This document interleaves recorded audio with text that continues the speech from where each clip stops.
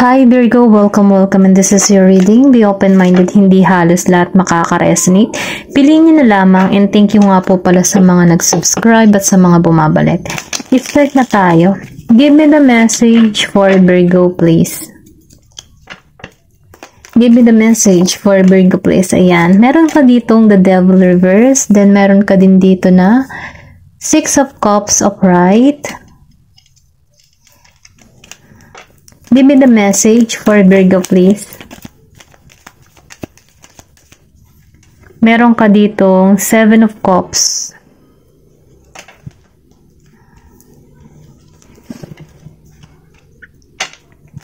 Give me the message for Virgo, the Emperor.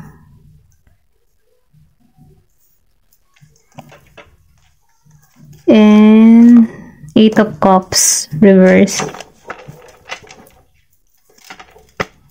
Give me the message for Virgo, please. Meron ka dito Three of Swords.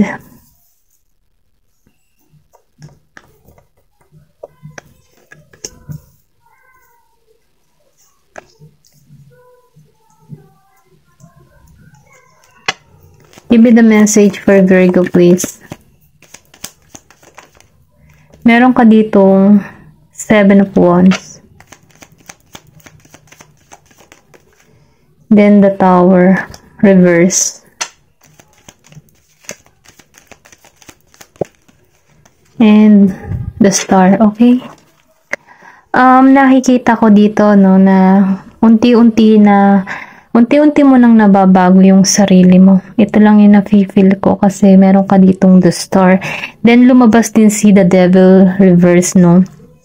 May mga bad behavior ka na naalisan mo na, or pwede rin sabihin na hindi ka na hindi mo na pinagtutuunan yung mga masasamang habit or toxic pero kung wala kang ganun, ito lang yung nafe-feel ko, meron ditong tinanggalan mo, or pwede rin sabihin na meron kang person na may pagka negative energy na kung saan ito yung humihila para sa'yo para hindi mo maituon yung sarili mo sa tamang direction, pero ganun pa man, dahil lumabas siya ng naka-reverse, meron dito na nakatuon na siya sa mga sa mga good behavior na kung saan tinutulungan niya na yung sarili niya para lumago siya, okay?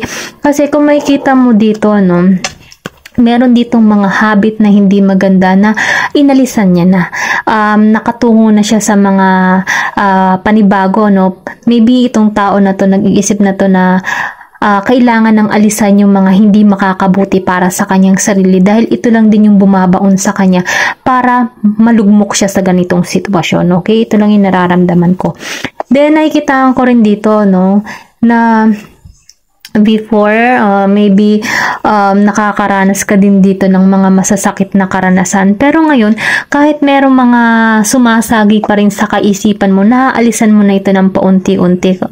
Kasi nakikita ko dito in the past, meron ka ditong mga masakit, or pwede rin sabihin na bago pa lamang din to, pero unti-unti mo na siyang natututunan tanggalin or alisan, or pwede rin sabihin mag-move on, Kasi nakikita ko dito na kahit may mabigat kang pinapasan, tinutulungan mo na dito yung sarili mo para maalisan mo ito, Bagamat ito'y sumasagi pa rin sa isipan mo kasi nakalabas siya ng ganito, So, ibig sabihin 50-50, minsan sumasagi siya sa isip mo, minsan tinatanggalan mo kasi tinutulungan mo kasi yung sarili mo sa ganitong habit, okay? Ito lang yung nafe-feel ko. Then meron din ditong tao, na maybe hindi halos lahat, yung tipo ng tao na kulang sa financial, or kulang yung kanyang saving o hawak na pera, or pwede rin sabihin na kulang yung kanyang kinikita, na kung saan nagpapabigat din dito ng kalooban. Then nakikita ko rin dito sa Seven of Cups, nag-iisip ka ng mga bagong plano, or pwede ring sabihin na nag-iisip ka kung paano mo mapapaunlad yung sarili mo, pero ganun pa man, kulang at kulang pa rin yung mga ginagawa mo kasi kapos yung kita, kapos yung mga nalalaman mo, or pwede rin sabihin na kapos at kapos pa rin yung mga ginagawa mo, Ito lang yung nafe-feel ko. Pero ganun pa man, maaalisan mo to, kung ano man yung mga pangarap mo, na akala mo hindi mo siya makakamit, makakamit at makakamit mo ito. Ito lang yung nararamdaman ko kasi aalisan ka dito aalisan mo yung mga masasakit na nakaraan na naranasan mo ba? Yung tipo na pilit mong tutulungan yung sarili mo para makaahon sa sitwasyon na iyong nararamdaman. Minsan kasi kapag nakakaisip ka ng mga negatibo, ito yung humihila sa iyo para hindi ka umusad sa panibagong direksyon na nagbibigay ng tagumpay. Kasi nakikitaan ko dito na ikaw yung tipo ng tao na marami kang pangarap. Gusto mong matupad lahat ng mga pangarap mo. Bagamat, nakikita ko dito na mangyayari at lahat ng mga gusto mong mangyari sa buhay mo kasi lumabas dito si The Star, okay? Ito lang yung nararamdaman ko. Then, nakikitaan ko rin dito, yung iba sa inyo, hindi halos lahat, andito na siya sa kanyang, Emperor energy, yung tipo ng tao na may lakas at tapang na ng loob na tanggalan or sabihin natin na nagkakaroon ka na dito ng ng talino, ginagamitan mo na ng logic yung sitwasyon ng nararanasan mo or pwede ring sabihin na iniisip-isip mo na meron ka ng plano para sa iyong sarili. Ito lang yung nararamdaman ko kasi before nandito kasi stage ng the devil energy reverse. The devil energy, Pero ganun pa man, natatanggalan mo na to kasi nagkakaroon ka na dito ng karunungan. Nagkakaroon ka na ng tapang at lakas ng loob dahil lumabas dito si The Emperor. Kumbaga, nakikitaan ko dito na nakatuon ka ngayon sa iyong mga proyekto, nakatuon ka ngayon sa iyong mga trabaho, or nakatuon ka muna sa iyong pag-unlad, okay? Kasi emperor na yan may pagka-boss type. Maybe yung iba sa inyo dito self-employed na, or sabihin natin na may negosyo or may hinahawak na, alam mo yun, yung kung paano niya mapapadami yung kanyang pera, ganon. Nag-i-invest sa mga, alam niya kasi yung diskarte, may talino na to pinag-aaralan niya ng mabuti kung saan niya ilalagay yung kanyang pera. Ganon yung nararamdaman ko dito. Then nakikita ko din dito sa The Star, yung iba sa inyo, makakamit mo yung mga pangarap na hinihiling mo. Kung ano man yung mga gusto mo, makukuha at makukuha mo din dito. At nakikita ko din dito sa Six of Cups. Ikaw yung tipo ng tao, na alam mo yun, mapagmahal, mapag-aruga, maalalahanin. Yung tipo na may pagka-innocent vibes na kung saan likas na ito sa iyo.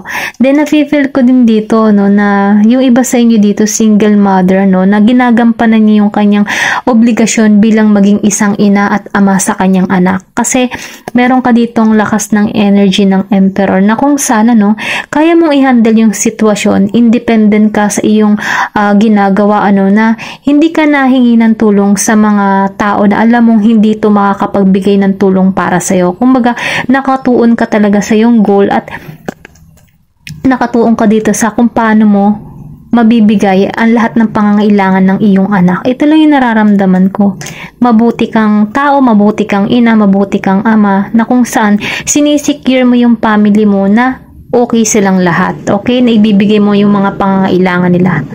Matiisin. Ganon yung nararamdaman ko dito. Tingnan pa natin kung ano pa yung lalabas.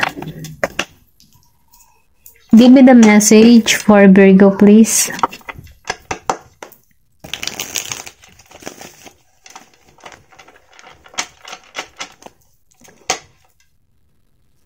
Give me the message for Virgo, please.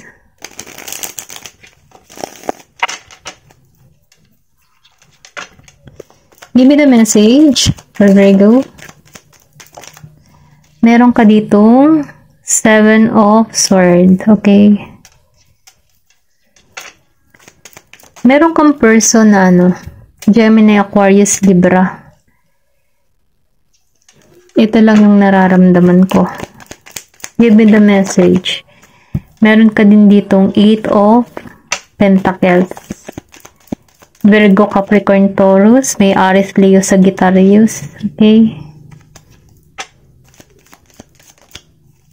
Then, 7 of Cups. Okay, the Empress. And, the Star. Dalawang beses lumabas ang the Star. Meron ka dito talagang may hiling na, masasakatuparan, Kung ano man yung hiling mo, mangyayari to, confirmation, dalawang beses yung lumabas yung Star mo. Nasa na ba yun? Pare. The Star. Okay, kung ano man yung hinihiling mo, matutupad mo to. Dumating sa point na ito lang yung nakikita ko, hindi halos lahat. Meron kang person dito na Scorpio, Cancer, Scorpio, Cancer. Wait lang. Sorry. Nakikita ko dito, meron ka ditong person na Gemini, Aquarius, Libra, Virgo, Capricorn, Taurus, Aries, Leo, Sagittarius, and Scorpio, Cancer, and Pisces. Okay na. Then, Pisces. Nakikita ko dito, meron kang karanasan or pwede ring sabihin na ngayon, meron ditong tao na may pagka-sneaky energy na kung saan, nagbigay ng pasakit sa'yo. Itong tao na to, yung tipo ng tao na, na inutakan ka, dinaya ka, then nararamdaman ko dito na may pagka, may pagka, mautak. Ganun, mautak siya. Okay? Ito lang yung nafe-feel ko. Pero ganun pa man, pwede kasing nangyari na to sa'yo na meron kang experience na dinaya, niloko ka, inalisan ka ng sobrang, alam mo yung pasakit. Pwede rin sabihin person mo or pwede rin may mga kaibigan ka na nag-traitor sa'yo. Pero ganun pa man, nakikitaan ko dito na dumating na rin sa point na naging balance ka dito. Inalisan mo tong tao na to, okay? Nakikitaan ko dito na nagtuon ka ngayon sa mga proyekto na iyong ginagawa, nagtuon ka ngayon sa iyong kabuhayan, nagtuon ka ngayon kung paano mo mapapalago yung sarili mo. Then, nafe-feel ko din dito, na meron kang din person na sobrang nandaya sa'yo. Pero itong taon nito, mabagal ang dating or sabihin natin na ginawa kang option, okay? Dumating na ginawa kang option ng tao na to na kung saan ito din yung nagpasakit sa'yo kasi pwede rin nilagay ka sa third party or na sobrang bigat, pero ganun pa man, nakutuban mo to. Kasi malakas yung intuition mo dito, malakas yung iyong kutob na kung saan na may something sa yung person, okay? Ang piliin nyo na lamang, hindi halos lahat po makaka-resonate. Ito lang yung nararamdaman ko. Then, ngayon, meron ditong, yung iba sa inyo, nakatuon siya sa kanyang financial, nakatuon siya sa kanyang kabuhayan. Ito lang yung nararamdaman ko. Then, nakikitaan ko dito na may balance na nangyayari sa'yo. Magtatagumpay ka dito sa iyong mga ginagawa, sa mga proyekto na iyong inaasikaso or ano pa man, dahil nakikita ko rito ng prosperity, okay? Kasaganahan, tagumpay, kung ano man yung hinihiling mo, mangyayari at magaganap. Basta ipanalangin mo at kumilos, kasi kung magtataka kayo na halimbawa, sasabihin nyo, bakit ka hindi pa nangyayari sa akin to? Syempre, kung wala ka namang ginagawa at pagkilos, hindi para sa itong hula na to, yun lang yung nararamdaman ko. So, kailangan syempre ng kilos at syempre panalangin din kasi nasa Diyos ang awa, nasa tao yung gawa. Ito lang yung nararamdaman ko. Hindi halos lahat, piliin nyo na lamang kung aling part kayo dito, okay? Give me the message for Virgo. Ayan, meron ka ditong mensahe. Trust the season. Maniwala ka, kung ikaw man yung nakakaranas ng mga masasakit na karanasan, maniwala ka sa process na hindi palaging ganun ang magiging sitwasyon na kinakaharap mo. Kasi meron ditong paglago na magaganap sa'yo. Sabihin natin na kung baga before nandun ka sa mga toxic behavior na meron kang sinusunod na pattern. Ngayon, nauunawaan mo na yung sitwasyon mo, nagkakaroon ka dito ng talino at natatanggalan mo na yun. Kasi meron ka na ditong growth naunawaan mo na yung sitwasyon na nangyayari sa'yo na kailangan na ng malaking pagbabago. Ito lang yung nakikita ko. Then sinasabi dito, yakapin mo yung pagbabago. Minsan kasi may mga tao na takot sa pagbabago, kasi hindi nila nakasanayan yung ganun yung ganung routine. Pero ganun pa man, sinasabi dito, sa pagbabago, merong magandang resulta na mangyayari dyan, okay? Yung throat chakra ko. Nabablock ka. Okay, start na ako dito pa sa Sub Rosa. Hidden in plain sight, mysteries, learning and teaching. So, ibig sabihin, marami ka ditong natutunan or aral ng buhay na kung saan nagkakaroon dito ng development para sa iyong sarili. Lumalago ka bilang isang individual na tao, Then, nakikita ko rin dito, na marami kang misteryo na naranasan or pwede rin sabihin na ikaw yung tipo ng tao na mahilig ka sa mga mystery na gusto mong tuklasin yung mga bagay-bagay na mahiwaga. Ganon lang yung nafe-feel ko. Pero ganon pa man, ikaw yung tipo ng tao na matalino. Mahilig ka mag-search, magtuklas. At dahil doon, marami kang natututunan sa mga natutuklasan mo at ito'y nai-apply mo sa iyong sarili. Okay, ito lang yung nararamdaman ko. Thank you for watching and love and peace.